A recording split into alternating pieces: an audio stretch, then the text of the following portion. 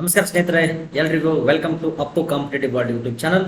ನಾನು ನಿಮ್ಮ ಪ್ರೀತಿಯ ಬಸಲಿಂಗ ಸರ್.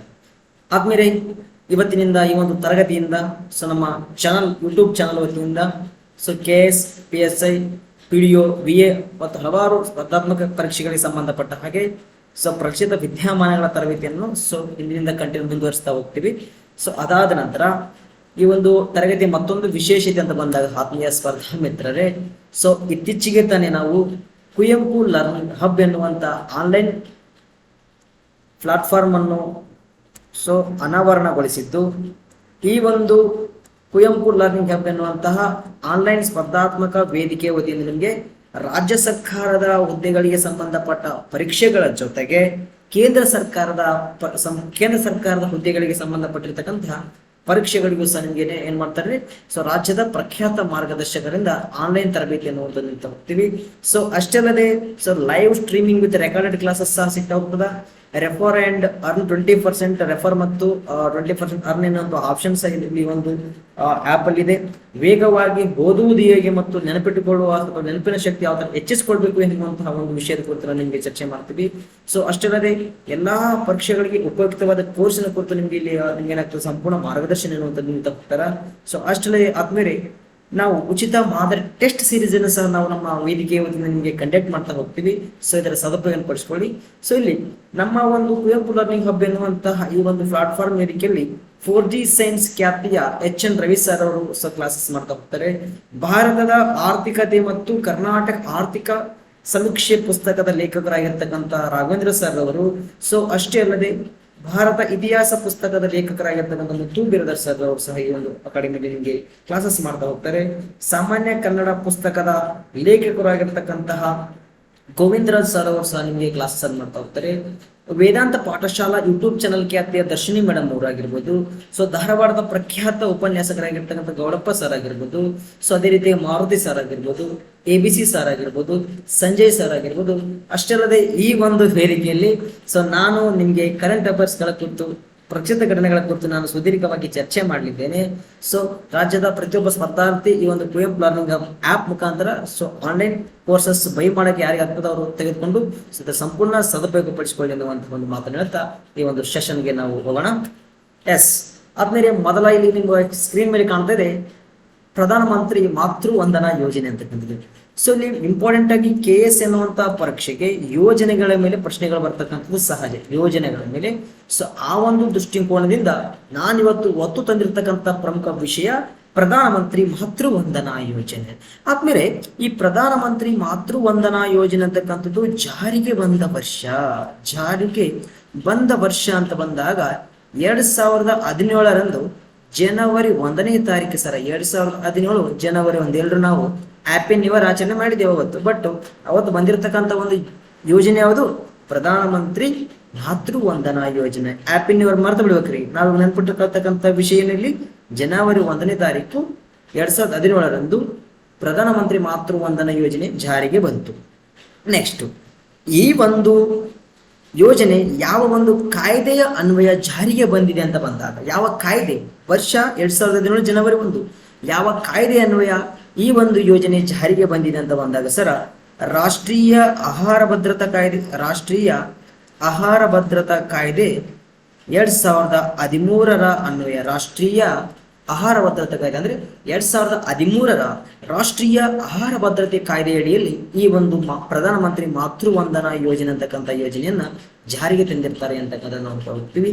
ಈ ಯೋಜನೆ ಎನ್ನುವಂಥದ್ದು 2013 ರಾಷ್ಟ್ರೀಯ ಆಹಾರ ಭದ್ರತೆ ಕಾಯ್ದೆಯ ಸೆಕ್ಷನ್ 4 ಅಡಿಯಲ್ಲಿ ಸ್ಥಾಪನೆ ಅಥವಾ ಜಾರಿಗೆ, ಸೆಕ್ಷನ್ 4 ಅಡಿಯಲ್ಲಿ ಈ ಒಂದು ಯೋಜನೆ ಜಾರಿಗೆ ತರಲಾಗಿದೆ. ಜಾರಿಗೆ ಬಂದ ವರ್ಷ 2017. ಹೌದಾ? ಜಾರಿಗೆ ಬಂದ ವರ್ಷ 2017. ಯಾವ ಕಾಯ್ದೆ ಅಂತ ಬಂದಾಗ 2013 ರಾಷ್ಟ್ರೀಯ ಆಹಾರ ಭದ್ರತಾ ಕಾಯ್ದೆ.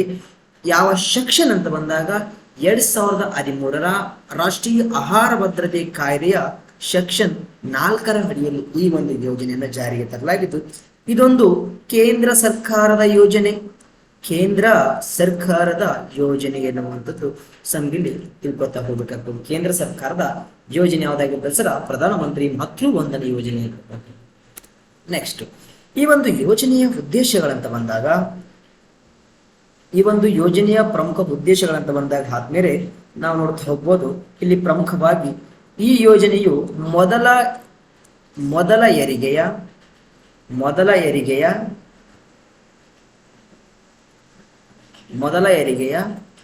ಮೊದಲು, ಅಂದ್ರೆ ಮೊದಲ ಹೆರಿಗೆಯ ಮೊದಲು ಮತ್ತು ಹೆರಿಗೆಯ ನಂತರ, ಮೊದಲ ಹೆರಿಗೆಯ ಮೊದಲು,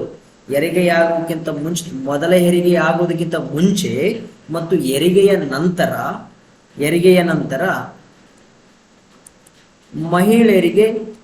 ಮಹಿಳೆಯರ ಆರೋಗ್ಯವನ್ನು ಸುಧಾರಿಸುವುದು.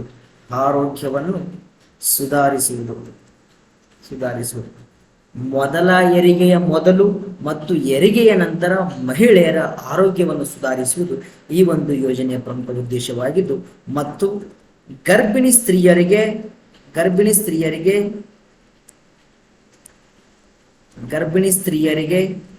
ಮತ್ತು ಹಾಲುಣಿಸುವ ಗರ್ಭಿಣಿ ಸ್ತ್ರೀಯರಿಗೆ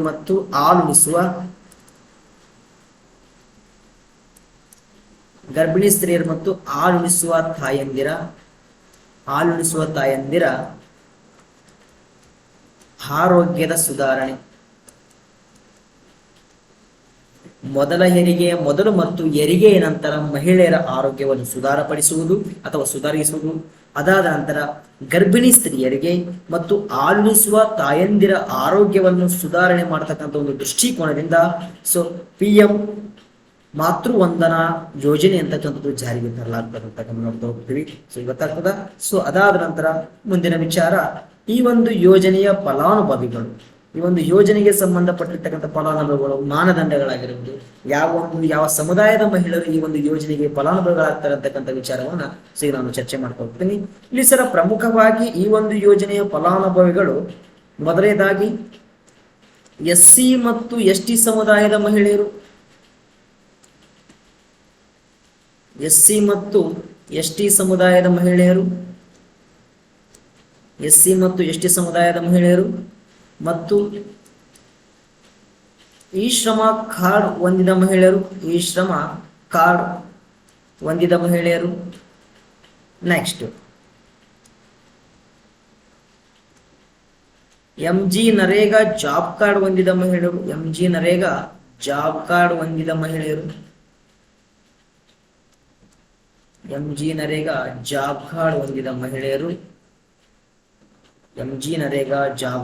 ಮಹಿಳೆಯರು. SC ST ಮಹಿಳೆಯರು, ವಿಶ್ರಮ ಕಾರ್ಡ್ ಹೊಂದಿದ ಮಹಿಳೆಯರು. ಅಷ್ಟಲ್ಲದೆ ಆಯುಷ್ಮಾನ್ ಭಾರತ ಯೋಜನೆಯಡಿಯಲ್ಲಿ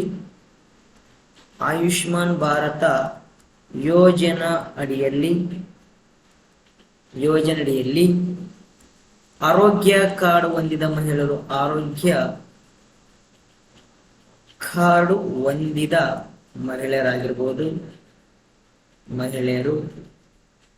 ನೆಕ್ಸ್ಟ್ ದಿವ್ಯಾಂಗ ಮಹಿಳೆಯರು, ಅಂದ್ರೆ ಸರ್ ವಿಕಲಚೇತನ ಮಹಿಳೆಯರು ಅಂದ್ರೆ ಒಂದೇ, ಅಂಗವಿಕಲ ಮಹಿಳೆಯರು ಎಂದ್ರೂ ಸಹ ಒಂದೇ. ವಿಕಲಚೇತನರು ಅಂದ್ರೆ ಒಂದೇ, ಅಂಗವಿಕಲ ಮಹಿಳೆಯರು ಅಂದ್ರೆ ಒಂದೇ.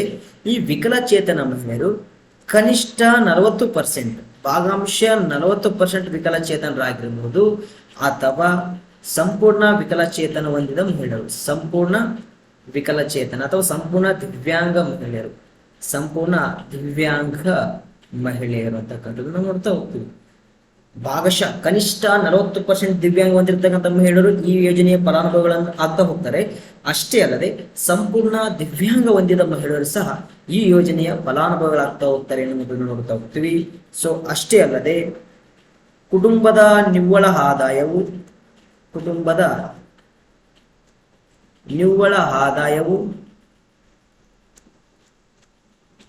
8 ಲಕ್ಷಕ್ಕಿಂತ ಕಡಿಮೆ ಇರಬೇಕು.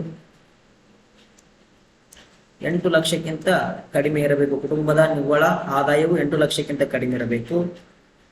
ಅಷ್ಟೇ ಅಲ್ಲದೆ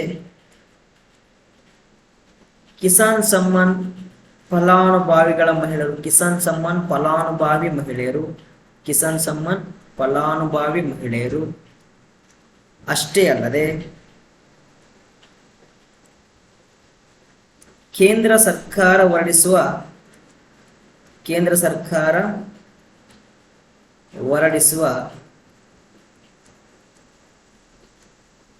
ಯಾವುದೇ ಸಮುದಾಯದ ಮಹಿಳೆಯರಾಗಿರ್ಬೋದು. ಕೇಂದ್ರ ಸರ್ಕಾರ ಹೊರಡಿಸುವ ಯಾವುದೇ ಸಮುದಾಯದ ಮಹಿಳೆಯರು ಈ ಒಂದು ಯೋಜನೆಯ ಫಲಾನುಭವಿಗಳಾಗ್ತಾರೆ ಅಂತಕ್ಕಂಥ ಒಂದು SC/ST ಮಹಿಳೆಯರು, SC/ST ಸಮುದಾಯದ ಮಹಿಳೆಯರಾಗಿರ್ಬೋದು, ಈ ಶ್ರಮ ಕಾರ್ಡ್ ಹೊಂದಿದ ಮಹಿಳೆಯರಾಗಿರ್ಬೋದು, MG ನರೇಗಾ ಜಾಬ್ ಕಾರ್ಡ್ ಹೊಂದಿದ ಮಹಿಳೆಯರಾಗಿರ್ಬೋದು, ಆಯುಷ್ಮಾನ್ ಭಾರತ ಯೋಜನೆ ಅಡಿಯಲ್ಲಿ ಆರೋಗ್ಯ ಕಾರ್ಡ್ ಹೊಂದಿದ ಮಹಿಳೆಯರು, ದಿವ್ಯಾಂಗ ಮಹಿಳೆಯರಿರ್ತಕ್ಕಂತಹ ಕೆಲವು ಷರತ್ತುಗಳಂತ ಬಂದಾಗ ಆ ಮಹಿಳೆಯರು ಕನಿಷ್ಠ 40% ದಿವ್ಯಾಂಗವನ್ನು ಹೊಂದಿರಬೇಕು. ಕನಿಷ್ಠ 40%. ಗರಿಷ್ಠ ಅಥವಾ ಸಂಪೂರ್ಣ ದಿವ್ಯಾಂಗ ಹೊಂದಿರತಕ್ಕಂಥ ಮಹಿಳೆಯರು ಈ ಯೋಜನೆಗೆ ಫಲಾನುಭವಿಗಳಾಗ್ತಾರೆ ಎನ್ನುವುದು. ಈ ಒಂದು ಮತ್ತೊಂದು ವಿಚಾರ ಅಂತ ಬಂದಾಗ ಈ ಒಂದು ಯೋಜನೆಯ ಫಲಾನುಭವಿಗಳು ಕುಟುಂಬದ ನಿವ್ವಳ ಆದಾಯ ಮೊದಲು ಕನಿಷ್ಠ 8 ಲಕ್ಷಕ್ಕಿಂತ ಕಡಿಮೆ ಇರಬೇಕು. ಕಿಸಾನ್ ಸಮ್ಮಾನ್ ಯೋಜನೆಯ ಅಥವಾ ಕಿಸಾನ್ ಸಮ್ಮಾನ್ ಫಲಾನುಭವಿ ಮಹಿಳೆಯರು ಈ ಒಂದು ಯೋಜನೆಗೆ ಫಲಾನುಭವಿಗಳಾಗ್ತಾರೆ. ಸೊ ಅಷ್ಟೇ ಅಲ್ಲದೆ ಕೇಂದ್ರ ಸರ್ಕಾರ ಹೊರಡಿಸುವ ಯಾವುದೇ ಸಮುದಾಯದ ಮಹಿಳೆಯರು ಈ ಒಂದು ಯೋಜನೆಗೆ ಸಂಬಂಧಪಟ್ಟ ಹಾಗೆ ಫಲಾನುಭವಿಗಳಾಗ್ತಾ ಹೋಗ್ತಾರೆ ಎನ್ನುವುದನ್ನು ನೋಡ್ತಾ ಹೋಗ್ತೀವಿ. ಅಷ್ಟೇ ಅಲ್ಲದೆ ಕೇಂದ್ರ ಸರ್ಕಾರ ಮತ್ತು ರಾಜ್ಯ ಸರ್ಕಾರದ ಹುದ್ದೆಯಲ್ಲಿರ್ತಕ್ಕಂಥ ಮಹಿಳೆಯರು ಈ ಒಂದು ಯೋಜನೆಗೆ ಫಲಾನುಭವಿಗಳಾಗಲಿಕ್ಕೆ ಬರೋದಿಲ್ಲ ಅಂತಕ್ಕಂಥದ್ದು. ಕೇಂದ್ರ ಸರ್ಕಾರದ ಹುದ್ದೆ ಮತ್ತು ರಾಜ್ಯ ಸರ್ಕಾರದ ಹುದ್ದೆಯಲ್ಲಿರ್ತಕ್ಕಂಥ ಮಹಿಳೆಯರು ಈ ಒಂದು ಯೋಜನೆ ಅಡಿಯಲ್ಲಿ ಬರುವುದಿಲ್ಲ ಅಂತಕ್ಕಂಥದ್ದು ನಿಮ್ಗೆ ಗೊತ್ತಿರಬೇಕು. ಕೇಂದ್ರ ಮತ್ತು ರಾಜ್ಯ ಸರ್ಕಾರದ ಸರ್ಕಾರಿ ಕೆಲಸವನ್ನು ಹೊಂದಿರತಕ್ಕಂತಹ ಮಹಿಳೆಯರು ಈ ಒಂದು ಯೋಜನೆ ಅಡಿಯಲ್ಲಿ ಪರಿಗಣನೆ ಮಾಡಿಕೊಳ್ಳಲಾಗ್ತಿಲ್ಲ ಅಂತಕ್ಕಂಥ ಗೊತ್ತಾಗ್ತಿರ್ತದೆ. ಇಲ್ಲಿ ಪ್ರಮುಖವಾಗಿ ಆದ್ಮೇಲೆ ಈ ಒಂದು ಫಲಾನುಭವಿಗಳ ಮೇಲೆ ಪ್ರಶ್ನೆ ಬರ್ತಕ್ಕಂಥದ್ದು ಜಾಸ್ತಿ. ಪ್ರಶ್ನೆ ಕೇಳ್ಬೋದು, ಪ್ರಧಾನಮಂತ್ರಿ ಮಾತೃವಂದನಾ ಯೋಜನೆ ಅನ್ವಯ ಫಲಾನುಭವಿಗಳಾಗಿರ್ತಕ್ಕಂತಹ ಸರಿಯಾದ ಕ್ರಮವನ್ನು ಕಂಡುಹಿಡಿಯಿರಿ ಅಥವಾ ಸರಿಯಾದ ಕ್ರಮವನ್ನು ಗುರುತಿಸಿ. ಈ ಕೆಳಗಿನವುಗಳಲ್ಲಿ ಯಾರು ಪ್ರಧಾನಮಂತ್ರಿ ಮಾತೃ ವಂದನಾ ಯೋಜನೆ ಅಡಿಯಲ್ಲಿ ಬರುವುದಿಲ್ಲ ಎಂತಕ್ಕಂಥ ಪ್ರಶ್ನೆ ಸಹ ಕೇಳಬಹುದು. ಈ ಕೆಳಗಿನವುಗಳಲ್ಲಿ ಯಾವ ಫಲಾನುಭವಿಯು ಪ್ರಧಾನಮಂತ್ರಿ ಮಾತೃ ವಂದನಾ ಯೋಜನೆ ಅಡಿಯಲ್ಲಿ ಬರುವುದಿಲ್ಲ ಅಥವಾ ಪ್ರಧಾನಮಂತ್ರಿ ಮಾತೃ ವಂದನಾ ಯೋಜನೆಗೆ ಸಂಬಂಧಪಟ್ಟಂತೆ ಈ ಕೆಳಗಿನ ಸರಿಯಾದ ಹೇಳಿಕೆಯನ್ನು ಗುರುತಿಸಿ. ಆಪ್ಷನ್ ಹೇಳಿಕೆ 1, ಈ ಯೋಜನೆ 2017 ಜನವರಿ 1ನೇ ತಾರೀಕು ಜಾರಿಗೆ ಬಂತು. ಹೇಳಿಕೆ 2, ಈ ಯೋಜನೆ SC/ST ಸಮುದಾಯದವರಿಗೆ, ಈ ಯೋಜನೆಯಲ್ಲಿ SC/ST ಸಮುದಾಯದ ಮಹಿಳೆಯರು ಫಲಾನುಭವಿಗಳಾಗ್ತಾರೆ. ಹೇಳಿಕೆ 3, 10 ಲಕ್ಷಕ್ಕಿಂತ ಕುಟುಂಬದ ನಿವ್ವಳ ಆದಾಯವು 10 ಲಕ್ಷಕ್ಕಿಂತ ಕಡಿಮೆ ಇರುವ ಮಹಿಳೆಯರತಕ್ಕಂಥದ್ದು. ಈ ತರ ಅನೇಕ ವಿಚಾರಗಳನ್ನು ಕೊಟ್ಬಿಟ್ಟು ನಿಮಗೆ ಪ್ರಶ್ನೆ ಕೇಳ್ತಾ ಹೋಗ್ತಾನೆ. ಅಲ್ಲಿ ನಾವು ಸರಿಯಾದದನ್ನು ಗುರುತಿಸಿದಾಗ ಸೊ ನಮ್ಗೆ ಅಂಕ ಬರ್ತವೆ ಅಂತಕ್ಕಂಥದ್ದನ್ನ ನೋಡ್ತಾ ಹೋಗ್ತೀವಿ. ಇಂಪಾರ್ಟೆಂಟ್ ಆಗಿ ಅದನ್ನ ಕಂಪಲ್ಸರಿ ಕಟ್ಟಪಾಠ ಹೊಡ್ಲೇಬೇಕ್ರಿ. SC/ST ಮಹಿಳೆಯರು, ಈ ಶ್ರಮ ಕಾರ್ಡ್ ಹೊಂದಿದ ಮಹಿಳೆಯರು, MG ನರೇಗಾ ಜಾಬ್ ಕಾರ್ಡ್ ಹೊಂದಿರತಕ್ಕಂಥ ಮಹಿಳೆಯರು, ಆಯುಷ್ಮಾನ್ ಭಾರತ ಯೋಜನೆ ಅಡಿಯಲ್ಲಿ ಆರೋಗ್ಯ ಕಾರ್ಡ್ ಹೊಂದಿದ ಮಹಿಳೆಯರು, ದಿವ್ಯಾಂಗ ಮಹಿಳೆಯರು, ಕುಟುಂಬದ ನಿವ್ವಳ ಆದಾಯ 8 ಲಕ್ಷಕ್ಕಿಂತ ಕಡಿಮೆ ಇರಬೇಕು, ಕಿಸಾನ್ ಸಮ್ಮಾನ್ ಫಲಾನುಭವಿಗಳು ಮತ್ತು ಕೇಂದ್ರ ಸರ್ಕಾರ ಹೊರಡಿಸುವ ಯಾವುದೇ ಸಮುದಾಯದ ಮಹಿಳೆಯರು. ಕೇಂದ್ರ ಸರ್ಕಾರ ಹೊರಡಿಸುವ ಯಾವುದೇ ಸಮುದಾಯದ ಮಹಿಳೆಯರು ಈ ಒಂದು ಯೋಜನೆ ಫಲಾನುಭವಿಗಳಾಗ್ತಾರೆ ಎನ್ನುವುದನ್ನ ನಾವು ನೋಡ್ತಾ ಹೋಗ್ತೀವಿ ಅಂತಕ್ಕಂಥದ್ದು ನಿಮಗೆ ಗೊತ್ತಾಗ್ತಾ ಹೋಗ್ಬೇಕು. ಆದ್ಮೇಲೆ ನೆಕ್ಸ್ಟ್ ಮುಂದಿನ ವಿಚಾರ. ನೆಕ್ಸ್ಟ್ ಈ ಒಂದು ಯೋಜನೆಯ ಅನ್ವಯ ಷರತ್ತು ಮತ್ತು ಕಂತುಗಳಂತ ಬಂದಾಗ ಸೊ ನೋಡಿ ನಿಮ್ಗೆ ಇಲ್ಲಿ ಈ ಒಂದು ಯೋಜನೆ ಅಡಿಯಲ್ಲಿನ ಫಲಾನುಭವಿಗಳಿಗೆ ಸೊ ಏನ್ ಮಾಡ್ತಾರೆ ಅಂತ ಬಂದಾಗ ಮೊದಲ ಹೆರಿಗೆಯಲ್ಲಿ 5,000 ರೂಪಾಯಿ, ಇದು ಮೊದಲ ಹೆರಿಗೆ. ಮೊದಲ ಹೆರಿಗೆಯಲ್ಲಿ 5,000 ರೂಪಾಯಿ. ಸೊ ಮೊದಲ ಹೆರಿಗೆಯ 5,000 ರೂಪಾಯಿಯನ್ನು 2 ಕಂತುಗಳಲ್ಲಿ, ಮೊದಲ ಹೆರಿಗೆಯ 5,000 ರೂಪಾಯಿಯನ್ನು 2 ಕಂತುಗಳಲ್ಲಿ, ಎರಡನೆಯ ಹೆರಿಗೆಯ ಹಣವನ್ನು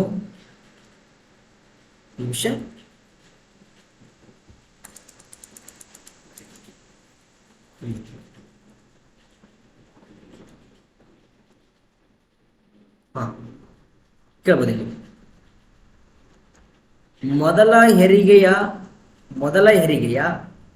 5,000 ರೂಪಾಯಿ ಮೊತ್ತವನ್ನು 2 ಕಂತುಗಳಲ್ಲಿ ನೀಡ್ತಾರೆ. ಮೊದಲ ಹೆರಿಗೆಯ 5,000 ರೂಪಾಯಿ ಮೊತ್ತವನ್ನು 2 ಕಂತುಗಳಲ್ಲಿ, ಎರಡನೇ ಹೆರಿಗೆಯ 6,000 ರೂಪಾಯಿ ಮೊತ್ತವನ್ನು ಒಂದೇ ಕಂತಿನಲ್ಲಿ ನೀಡ್ತಾರೆ. ಒಂದೇ ಕಂತಿನಲ್ಲಿ ನೀಡ್ತಾ ಹೋಗ್ತಾರೆ ಅಂತ ನಿಮಗೆ ಗೊತ್ತಾಗಲಿಕ್ಕೆ. ಮೊದಲ ಹೆರಿಗೆಯ ಮೊತ್ತವನ್ನು 5,000 ರೂಪಾಯಿ, ಮೊದಲ ಹೆರಿಗೆಯ ಮೊತ್ತವೆಷ್ಟು 5,000, ಎಷ್ಟು ಕಂತುಗಳಲ್ಲಿ 2 ಕಂತುಗಳಲ್ಲಿ. ಎರಡನೇ ಹೆರಿಗೆ ಒಟ್ಟು ಮೊತ್ತ 6,000, ಎಷ್ಟು ಕಂತುಗಳಲ್ಲಿ 1 ಕಂತುಗಳಲ್ಲಿ ನೀಡ್ತಾರೆ ಅಂತಕ್ಕಂಥ ನೋಡ್ತಾ ಇರ್ತೀವಿ. ಇಲ್ಲಿ ಮೊದಲ ಹೆರಿಗೆಗೆ ಸಂಬಂಧಪಟ್ಟ ಹಾಗೆ ಷರತ್ತು ಮತ್ತು ಕಂತುಗಳಂತ ಬಂದಾಗ ಮೊದಲನೇ ಕಂತಂತ ಬಂದಾಗ ಸರ್ ನಮಗೆ 3,000 ರೂಪಾಯಿ ಸಿಗ್ತದೆ. ಅಂದ್ರೆ ಫಲಾನುಭವಿಗಳಿಗೆ ಮೊದಲ ಕಂತಿನಲ್ಲಿ 3,000 ರೂಪಾಯಿ, ಮೊದಲ ಹೆರಿಗೆಯ ಮೊದಲ ಕಂತು, ಮೊದಲ ಹೆರಿಗೆಯ ಮೊದಲ ಕಂತಿನಲ್ಲಿ 3,000 ರೂಪಾಯಿ. ಈ 3,000 ರೂಪಾಯಿ ಪಡೆದಿರ್ತಕ್ಕಂತಹ ಮಾನದಂಡ ಅಥವಾ ಷರತ್ತು ಅಂತ ಬಂದಾಗ ಅಂಗನವಾಡಿ ಕೇಂದ್ರ ಅನುಮೋದಿಸಿದ ಆರೋಗ್ಯ ಸೌಲಭ್ಯಗಳನ್ನು LMP ದಿನಾಂಕದಿಂದ 6 ತಿಂಗಳೊಳಗೆ ಗರ್ಭಧಾರಣೆಯ ನೋಂದಣಿ. ಅಂಗನವಾಡಿ ಅನುಮೋದಿಸಿದ ಆರೋಗ್ಯ ಸೌಲಭ್ಯಗಳನ್ನು LMP ದಿನಾಂಕದಿಂದ 6 ತಿಂಗಳೊಳಗೆ ಗರ್ಭಧಾರಣೆಯನ್ನು ನೋಂದಣಿಯನ್ನು ಮಾಡಿಸಬೇಕು.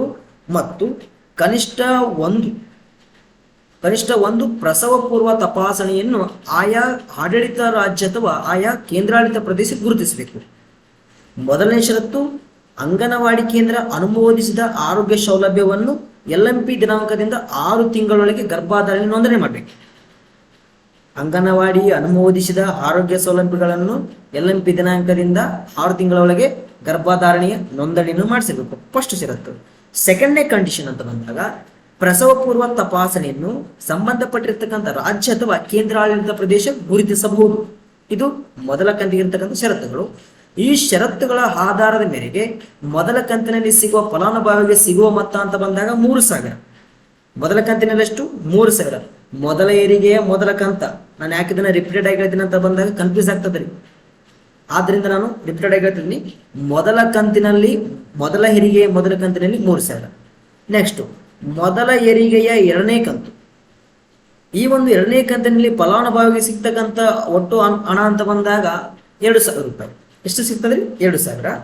ಈ 2ನೇ ಕಂತಿಗೆ ಇರ್ತಕ್ಕಂತಹ ಷರತ್ತುಗಳಂತ ಬಂದಾಗ ಮಗುವಿನ ಜನನವನ್ನು ನೋಂದಾಯಿಸಲಾಗಿದೆ, ಮಗುವಿನ ಜನನವನ್ನು ನೋಂದಾಯಿಸಬೇಕು.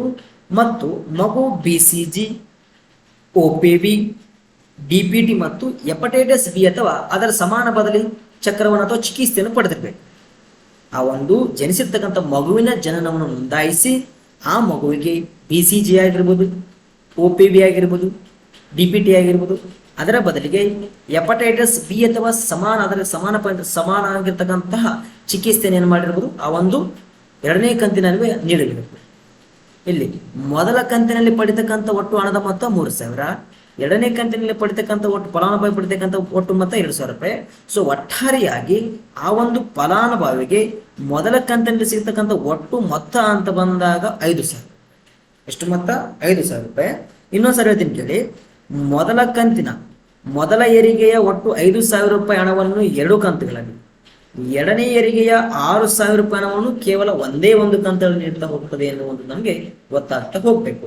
ನೆಕ್ಸ್ಟ್ ಸರ, ಗರ್ಭಪಾತ ಅಥವಾ ಇನ್ನು ಜನನದ ಸಂದರ್ಭದಲ್ಲಿ ಭವಿಷ್ಯದ ಯಾವುದೇ ಗರ್ಭಧಾರಣೆಯ ಸಂದರ್ಭದಲ್ಲಿ ಫಲಾನುಭವಿಯನ್ನು ತಾಜಾ ಫಲಾನುಭವಿ ಎಂದು ಪರಿಗಣಿಸಲಾಗುತ್ತದೆ. ಅಂದ್ರೆ ಹೆರಿಗೆಯ ಸಮಯದಲ್ಲಿ ಅಥವಾ ಏನಾದರೂ ಹೆಚ್ಚು ಕಡಿಮೆ ಆದ್ರೆ ಅಥವಾ ಗರ್ಭಪಾತ ಸಂದರ್ಭದಲ್ಲಿ ಅಥವಾ ಭವಿಷ್ಯದ ಯಾವುದೇ ಗರ್ಭಧಾರಣೆಯ ಸಂದರ್ಭದಲ್ಲಿ ಫಲಾನುಭವಿಯನ್ನು ಏನ್ ಮಾಡ್ತಾರೆ? ತಾಜಾ ಫಲಾನುಭವಿ ಅಂತೇಳಿ ಅವರನ್ನು ಪರಿಗಣಿಸ್ತಾರೆ. ಉದಾಹರಣೆಗೆ ಗರ್ಭಧಾರಣೆ ಆಗಿರೋದು ಗರ್ಭಪಾತ ಆಗಿ ಶಿಶು ಡೆವಲಪ್ ಆಗಿಲ್ಲ ಅಂತ ಬಂದಾಗ ಆ ಒಂದು ಸಂದರ್ಭದಲ್ಲಿ ಆ ಒಂದು ಫಲಾನುಭವಿಯನ್ನು ತಾಜಾ ಫಲಾನುಭವಿ, ನವ ಫಲಾನುಭವಿ, ಹೊಸ ಫಲಾನುಭವಿ ಎಂದು ಪರಿಗಣಿಸಲಾಗ್ತದೆ ಅಂತಕ್ಕಂಥದ್ದು ನಮಗೆ ಇಲ್ಲಿ ಗೊತ್ತಾಗ್ಬೇಕು ಸರ್. ಅರ್ಥ ಆಗ್ತದಲ್ಲ? ನೆಕ್ಸ್ಟ್ ಈ ಒಂದು ಯೋಜನೆಗೆ ಇರ್ತಕ್ಕಂಥ ವಿಶೇಷ ಅಂಶಗಳಂತ ಬಂದಾಗ ಈಗಾಗಲೇ ನಾನು ನಿಮ್ಗೆ ಇದನ್ನ ಹೇಳಿದ್ದೀನಿ. ಮೊದಲ ಮಗುವಿನ ಸಂದರ್ಭದಲ್ಲಿ 5,000 ರೂಪಾಯಿ ಮೊತ್ತ 2 ಕಂತುಗಳಲ್ಲಿ, 2ನೇ ಮಗುವಿಗೆ 6,000 ರೂಪಾಯಿ ಲಾಭವನ್ನು 2ನೇ ಮಗುವಿಗೆ ಒಳಪಟ್ಟಿರ್ತಕ್ಕಂಥ ಜನನದ ನಂತರ ಒಂದೇ ಕಂತಿನಲ್ಲಿ ಒದಗಿಸಲಾಗುತ್ತದೆ ಅಂತಕ್ಕಂಥದ್ದು. ಅಷ್ಟೇ ಅಲ್ಲದೆ ಆದಾಗ್ಯೂ 2ನೇ ಮಗುವಿನ ಪ್ರಯೋಜನಗಳನ್ನು ಪಡೆಯಲು ಗರ್ಭ ವ್ಯವಸ್ಥೆಯಲ್ಲಿ ನೋಂದಣಿ ಕಡ್ಡಾಯ. 2ನೇ ಮಗುವಿನ ಪ್ರಯೋಜನ ಪಡಿಬೇಕಪ್ಪ ಅಂದ್ರೆ 2ನೇ ಮಗುವಿನ ಯೋಜನೆಯ ಲಾಭವನ್ನು 6,000 ರೂಪಾಯಿ ಲಾಭದ ಮೊತ್ತದ ಹಣವನ್ನು ಪಡೆಯಬೇಕಂದ್ರೆ ಏನ್ ಮಾಡಿರ್ಬೇಕಿರಲ್ರಿ ಗರ್ಭ ವ್ಯವಸ್ಥೆಯಲ್ಲಿ ನೋಂದಣಿ ಕಡ್ಡಾಯವಾಗಿದೆ. ನೆಕ್ಸ್ಟ್, ಇದು ಜನನದ ಲಿಂಗ ಅನುಪಾತತೆಯನ್ನು ಸುಧಾರಿಸಲು ಮತ್ತು ಹೆಣ್ಣು ಭ್ರೂಣ ಹತ್ಯೆಯನ್ನು ತಡೆಯಲು ಕೊಡುಗೆಯನ್ನು ನೀಡುತ್ತದೆ ಅಂತಕ್ಕಂಥ ಅರ್ಥ ಆಗ್ತದಲ್ಲ? ಇಲ್ಲಿ ಇಂಪಾರ್ಟೆಂಟ್ ಆಗಿ ನಿಮ್ಗೆ ಗೊತ್ತಿರಬೇಕಾಗಿರ್ತಕ್ಕಂಥ ವಿಚಾರ ಅಂತ ಬಂದಾಗ ಷರತ್ತುಗಳು.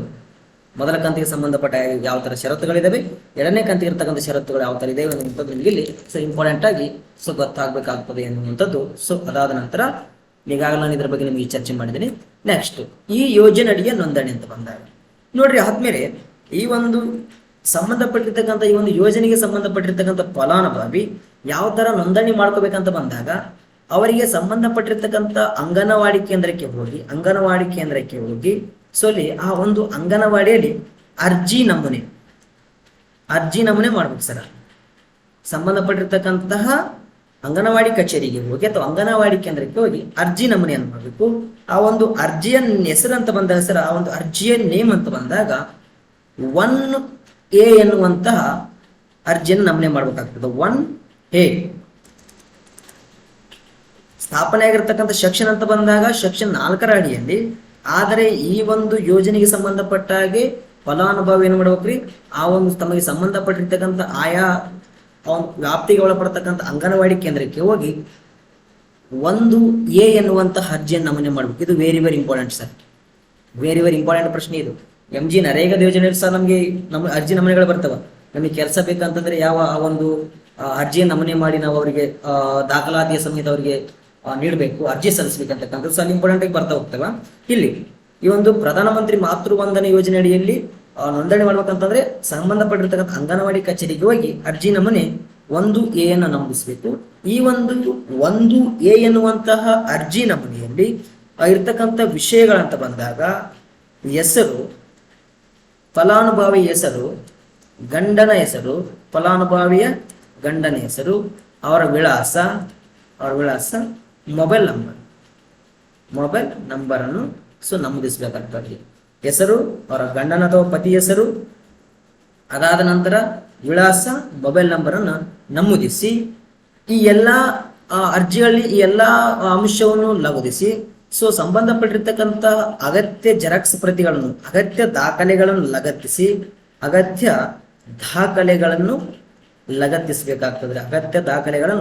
ಲಗತ್ತಿಸಬೇಕು. ಅಷ್ಟೇ ಅಲ್ಲದೆ ಈ ಎಲ್ಲಾ ಅಂಶಗಳ ಜೊತೆಗೆ ಬ್ಯಾಂಕ್ ಪಾಸ್ಬುಕ್ ಆಗಿರ್ಬೋದು, ಅಷ್ಟೇ ಅಲ್ಲದೆ ಪೋಸ್ಟ್ ಆಫೀಸ್ ಬ್ಯಾಂಕ್ನ ಪ್ರತಿ ಮತ್ತು ಇವರ ಬ್ಯಾಂಕ್ ಖಾತೆಯ ಅಂಶಗಳನ್ನು ಸಹ ಇಲ್ಲಿ ತೋರಿಸಬೇಕಾಗ್ತದೆ. ಬ್ಯಾಂಕ್ ಪಾಸ್ಬುಕ್ ಆಗಿರ್ಬೋದು, ಪೋಸ್ಟ್ ಆಫೀಸ್ ಬ್ಯಾಂಕ್ನ ಪಾಸ್ಬುಕ್ ಆಗಿರ್ಬೋದು, ಅಥವಾ ಪೋಸ್ಟ್ ಆಫೀಸ್ ಬ್ಯಾಂಕ್ ಆಗಿರ್ಬೋದು. ತಮ್ಮ ಸಂಬಂಧಪಟ್ಟಿರ್ತಕ್ಕಂತಹ ಫಲಾನುಭವಿ ತಮ್ಮ ಇಲ್ಲಿರ್ತಕ್ಕಂತಹ ಬ್ಯಾಂಕ್ ಪಾಸ್ಬುಕ್ಗಳ ಜೊತೆಗೆ ಇದಿದ್ರಕ್ಕೆ ಯಾವುದಾದ್ರೂ ಒಂದಿರಬೇಕು. ಹೌದಾ? ಆದ್ದರಿಂದ ಈ ಬ್ಯಾಂಕ್ ಪಾಸ್ಬುಕ್ ಅಥವಾ ಪೋಸ್ಟ್ ಆಫೀಸ್ ಬ್ಯಾಂಕ್ನ ಅಂಶಗಳನ್ನು, ಅಕೌಂಟ್ ನಂಬರ್ ಆಗಿರ್ಬೋದು, IFSC ಕೋಡ್ ಆಗಿರ್ಬೋದು, ಯಾವ ಬ್ರಾಂಚು ಅಂತಕ್ಕಂಥ ಎಲ್ಲಾ ಅಂಶಗಳನ್ನು ಲಗತ್ತಿಸಿ ಸಂಬಂಧಪಟ್ಟಿರ್ತಕ್ಕಂಥ ದಾಖಲೆಗಳನ್ನು ಅವರಿಗೆ ನೀಡಬೇಕಾಗ್ತದೆ ಎನ್ನುವುದನ್ನು ನಾವು ನೋಡ್ತೀವಿ. ಇದು ಇಂಪಾರ್ಟೆಂಟ್ ಆಗಿ ಸರ ಯೋಜನೆಯನ್ನು ಯಾವ ಒಂದು ಅರ್ಜಿ ಮುಖಾಂತರ ನಮೂನೆ ಮಾಡಲಾಗ್ತದೆ ಅಂತ ಬಂದಾಗ 4A ಎನ್ನುವಂತಹ ಒಂದು ಅರ್ಜಿ ನಮೂನೆ ಮುಖಾಂತರ ಏನು ಮಾಡ್ತೀವಿ, ಇಲ್ಲಿ ನಾವು ಅರ್ಜಿಯನ್ನು ನಮೂನೆ ಮಾಡ್ತೀವಿ ಅನ್ನುವಂಥ ನಮಗೆ ಗೊತ್ತಾಗ್ತದ. ಅಷ್ಟೇ ಅಲ್ಲದೆ ಮೊದಲ ಮಗುವಿನ ಸಂದರ್ಭದಲ್ಲಿ 5,000 ರೂಪಾಯಿ ಮೊತ್ತವನ್ನು 2 ಕಂತುಗಳಲ್ಲಿ, ಎರಡನೇ ಮಗುವಿನ ಸಂದರ್ಭದಲ್ಲಿ 6,000 ರೂಪಾಯಿ ಮೊತ್ತವನ್ನು ಒಂದೇ ಕಂತಿನಲ್ಲಿ ಇರ್ತಾ ಹೋಗ್ತಾರೆ ಎನ್ನುವಂಥದ್ದು. ಅದಾದ ನಂತರ ಅವಳಿಗೆ ಇರ್ತಕ್ಕಂಥ ಷರತ್ತುಗಳು, ಗರ್ಭಪಾತ ಅಥವಾ ಇನ್ನು ಜನನದ ಸಂದರ್ಭದಲ್ಲಿ, ಭವಿಷ್ಯದ ಯಾವುದೇ ಗರ್ಭಧಾರಣೆಯ ಸಂದರ್ಭದಲ್ಲಿ ಆ ಒಂದು ಫಲಾನುಭವಿಯನ್ನು ನಾವು ಹೊಸ ಫಲಾನುಭವಿ ಅಥವಾ ತಾಜಾ ಫಲಾನುಭವಿ ಎಂದು ನಾವು ಗುರುತಿಸ್ತೇವೆ ಅಂತಕ್ಕಂಥದ್ದು ನೋಡ್ತಾ ಹೋಗ್ತೀವಿ. ಅಷ್ಟರಲ್ಲಿ ಫಲಾನುಭವಿಗಳು ಯಾರ್ಯಾರಾಗ್ತಾರೆ ಅಂತ ಬಂದಾಗ SC ST ಸಮುದಾಯದವರು, ಈ ಶ್ರಮ ಕಾರ್ಡ್ ಹೊಂದಿದ ಮಹಿಳೆಯರು, MG ನರೇಗಾದಲ್ಲಿ ಜಾಬ್ ಕಾರ್ಡ್ ಹೊಂದಿರತಕ್ಕಂಥ ಮಹಿಳೆಯರು, ಆಯುಷ್ಮಾನ್ ಭಾರತ್ ಯೋಜನೆಯ ಕಾರ್ಡ್ ಹೊಂದಿರತಕ್ಕಂಥ ಮಹಿಳೆಯರು, ದಿವ್ಯಾಂಗ ಮಹಿಳೆಯರಾಗಿರ್ಬೋದು, ಕುಟುಂಬದ ನಿವ್ವಳ ಆದಾಯ 8 ಲಕ್ಷಕ್ಕಿಂತ ಕಡಿಮೆ ಇರತಕ್ಕಂಥ ಮಹಿಳೆಯರು, ಕಿಸಾನ್ ಸಮ್ಮಾನ್ ಫಲಾನುಭವಿ ಮಹಿಳೆಯರು, ಕೇಂದ್ರ ಸರ್ಕಾರ ಒಳಿಸುವ ಯಾವುದೇ ಸಮುದಾಯದ ಮಹಿಳೆಯರು ಈ ಒಂದು ಯೋಜನೆಗೆ ಫಲಾನುಭವಿಗಳಾಗ್ತಾರೆ. ಆದರೆ ಕೇಂದ್ರ ಮತ್ತು ರಾಜ್ಯ ಸರ್ಕಾರ ಹೊಂದಿರತಕ್ಕಂಥ ಅಥವಾ ಕೇಂದ್ರ ಮತ್ತು ರಾಜ್ಯ ಸರ್ಕಾರದ ಯಾವುದೇ ಹುದ್ದೆಯನ್ನು ಹೊಂದಿರತಕ್ಕಂಥ ಮಹಿಳೆಯರು ಇದಕ್ಕೆ ಏನಾಗಲ್ರಿ ಫಲಾನುಭವಿಗಳಾಗುವಂಥದ್ದನ್ನು ನೋಡ್ಕೊಳ್ತೀವಿ. ಅಷ್ಟೇ ಅಲ್ಲದೆ ಆತ್ಮೀಯ ಸ್ಪರ್ಧಾ ಮಿತ್ರರೇ, ಈ ಒಂದು ಯೋಜನೆ ಜಾರಿ ಹೊಂದಕ್ಕಂಥ ವರ್ಷ 2017 ಜನವರಿ 1ನೇ ತಾರೀಕು. ಬಟ್ ಯಾವ ಕಾಯ್ದೆ ಅಂತ ಬಂದಾಗ ನಾವು ನೋಡ್ತಾ ಹೋಗ್ಬೋದು, 2013ರ ಆಹಾರ ಭದ್ರತಾ ಕಾಯ್ದೆ ಅಂತಕ್ಕಂಥದ್ದು ಸೆಕ್ಷನ್ 4ರ ಅಡಿಯಲ್ಲಿ ಅಂತಕ್ಕಂಥದ್ದನ್ನು ನೋಡ್ತಾ ಇರ್ತೀವಿ. ಆದ್ಮೇಲೆ ಇದಾಗಿತ್ತು ಇವತ್ತಿನ ತರಗತಿ. ಈ ಒಂದು ತರಗತಿ ನಿಮ್ಗೆ ಏನಾದ್ರೂ ಇಷ್ಟ ಆಗಿದ್ದಲ್ಲಿ ಲೈಕ್ ಮಾಡಿ, ಶೇರ್ ಮಾಡಿ, ಸಬ್ಸ್ಕ್ರೈಬ್ ಮಾಡಿ. ಅಷ್ಟಲ್ಲದೆ ಕಮೆಂಟ್ ಮಾಡಿ. ನಿಮ್ಮ ಕಮೆಂಟ್ಗಳ ನಮಗೆ ಇನ್ನೂ ಹಲವಾರು ವಿಡಿಯೋಗಳು ಮಾಡಲಿಕ್ಕೆ ಪ್ರಶಂಸೆ ಎನ್ನುವಂತ ಮಾತನ್ನು ಹೇಳ್ತಾ ಅಷ್ಟಲ್ಲದೆ ಕುವೆಂಪು ಲರ್ನಿಂಗ್ ಹಬ್ ಎನ್ನುವಂತ ಆಪ್ ನ ಎಲ್ಲ ನಿಮ್ಮ ಸ್ನೇಹಿತರಿಗೆ ಇದನ್ನು ಸಹ ನೀವು ಪರಿಚಯ ಮಾಡಿಕೊಡಿ ಎನ್ನುವಂತ ಮಾತನ್ನು ಹೇಳ್ತಾ ಈ ಒಂದು ತರಗತಿಗೆ ವಿರಾಮ ನೀಡ್ತೇನೆ. ಎಲ್ರಿಗೂ ಒಳ್ಳೆಯದಾಗಲಿ. Thank you. Have a nice day.